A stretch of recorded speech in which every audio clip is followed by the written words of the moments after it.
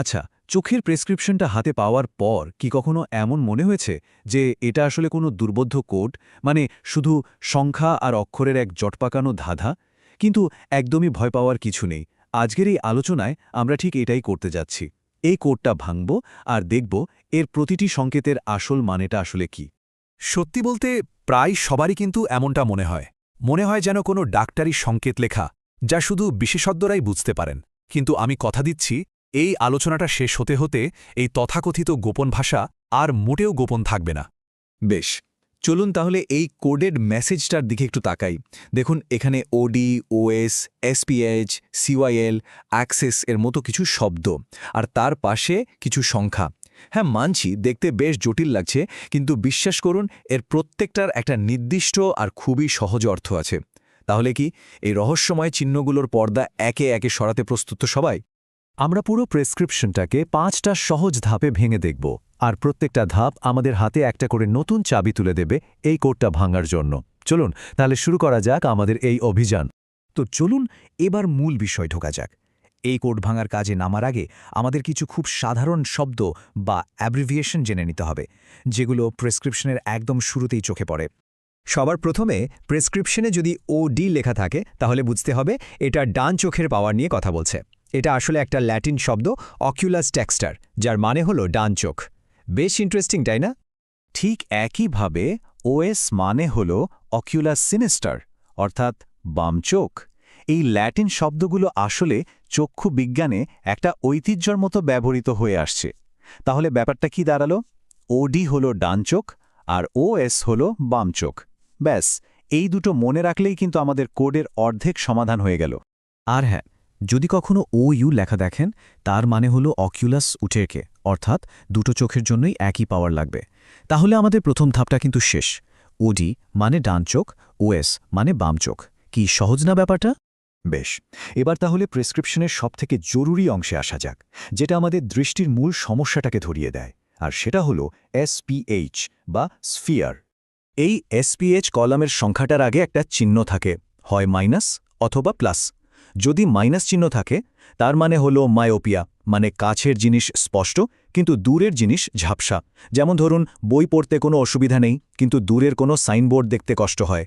আর যদি প্লাস চিহ্ন থাকে, তাহলে সেটা হলো হাইপারোপিয়া, মানে দূরের দৃষ্টির সমস্যা, যেখানে ঘটনাটা ঠিক এর উল্টো। এখন এই যে সংখ্যাগুলো, এদের একক হল ডায়োপ্টার, যেটাকে সংক্ষেপে ডি লেখা হয়।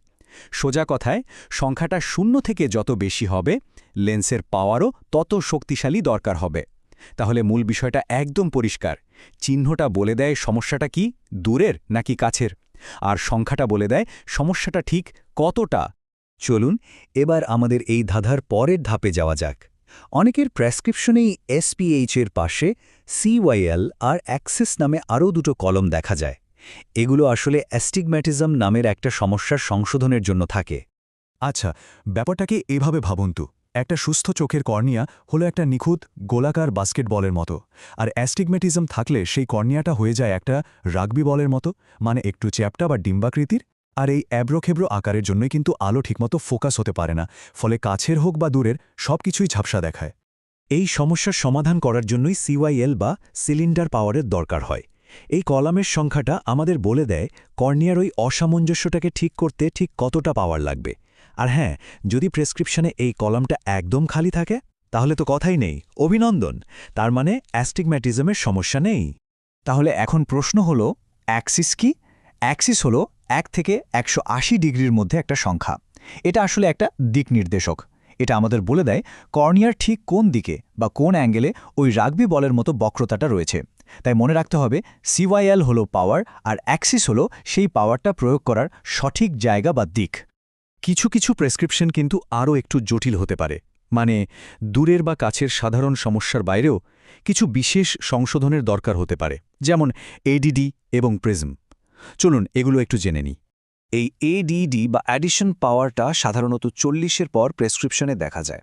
আমরা প্রায়ই দেখি বয়স 40 পেরোলেই অনেকের কাছের জিনিস, যেমন ধরুন মোবাইল বা রেস্টুরেন্টের মেনু কার্ডের ছোট লেখা পড়তে অসুবিধা হয়। বাইফোকাল বা প্রোগ্রেসিভ লেন্সে এই এডিডি পাওয়ারটাই যোগ করা হয়, যা ওই কাছের জিনিসগুলো পরিষ্কার দেখতে সাহায্য করে। এবার আসি প্রিজমের কথায়। আচ্ছা ভাবুন তো, আমাদের দুটো চোখ যেন দুজন ফটোগ্রাফার, যাদের একটাই লক্ষ্য একটা নিখুঁত ছবি তোলা। এর জন্য তাদের একসাথে একই দিকে ফোকাস করতে হয়। কিন্তু কখনো কখনো তাদের অ্যালাইনমেন্টে গণ্ডগোল হয়, মানে তারা ঠিকঠাক টিম ওয়ার্ক করতে পারে না। তখন একটা জিনিসকে দুটো দেখা যায়, যেটাকে বলে ডাবল ভিশন।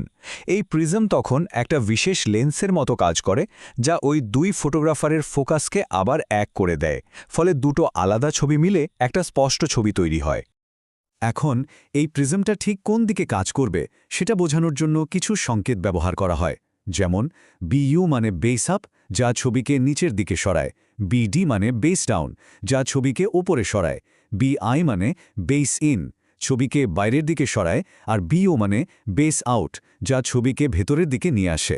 হ্যাঁ জানি, এই সংকেতগুলো একটু টেকনিক্যাল শোনাচ্ছে, কিন্তু এর মূল কাজটা হলো চশমা প্রস্তুতকারককে এটা বলে দেওয়া যে প্রিজমটা লেন্সে ঠিক কীভাবে বসাতে হবে, যাতে চোখ দুটো একদম আরাম পায়। আমরা কিন্তু আমাদের কোড ভাঙার প্রায় শেষ পর্যায়ে চলে এসেছি। কিন্তু সব পাওয়ার, সব অ্যাঙ্গেল ঠিক থাকলেও এই শেষ চাবিকাঠিটা ছাড়া একটা নিখুঁত চশমা বানানো প্রায় অসম্ভব। আর সেই চাবিকাঠিটা হলো পিডি।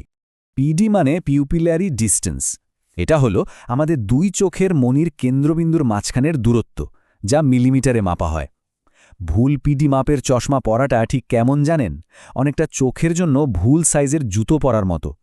পাওয়ার একদম ঠিকঠাক থাকলেও মাথা ব্যথা বা ঝাপসা দেখার মতো অস্বস্তি হতে পারে। তাই এটা খুবই জরুরি একটা মাপ। বেশ, তাহলে চলুন একদম শুরুতে আমরা যে প্রেসক্রিপশনটা দেখেছিলাম সেখানে ফিরে যাই। এখন কি এটাকে আর আগের মতো দুর্বোধ্য লাগছে? আমার তো মনে হয় না। চলুন একসাথে পড়ি। ডান চোখে অর্থাৎ ওডি এসপিএইচ আছে -200, মানে দূরের জিনিস দেখতে সমস্যা। সাথে আছে -125 সিলিন্ডার অ্যাস্টিগম্যাটিজমের জন্য, যার অ্যাক্সিস হল 90 ডিগ্রি। আরও আছে +200 এডি পাওয়ার, কাছের জিনিস পড়ার জন্য, এবং বিআই বা বেসিন প্রিজম। আর বাম চোখে অর্থাৎ ওএসএ এসপিএইচ হল -150, সাথে -100 সিলিন্ডার এবং অ্যাক্সিস 85 ডিগ্রিতে। দেখুন তো, কোডটা এখন একদম জলের মতো পরিষ্কার। তাই পরের বার যখন চশমার প্রেসক্রিপশনটা হাতে আসবে, ওটাকে আর শুধু কয়েকটা সংখ্যা ভাবার কারণ নেই। ওটা আসলে পৃথিবীকে দেখার এক ব্যক্তিগত মানচিত্র। এই সংখ্যাগুলোই বলে দেয় বাইরের জগতের আলোকরশ্মি কিভাবে এক একজনের চোখে প্রবেশ করে তার নিজস্ব এক অনন্য জগতে পরিণত হয়। जाना चाहिए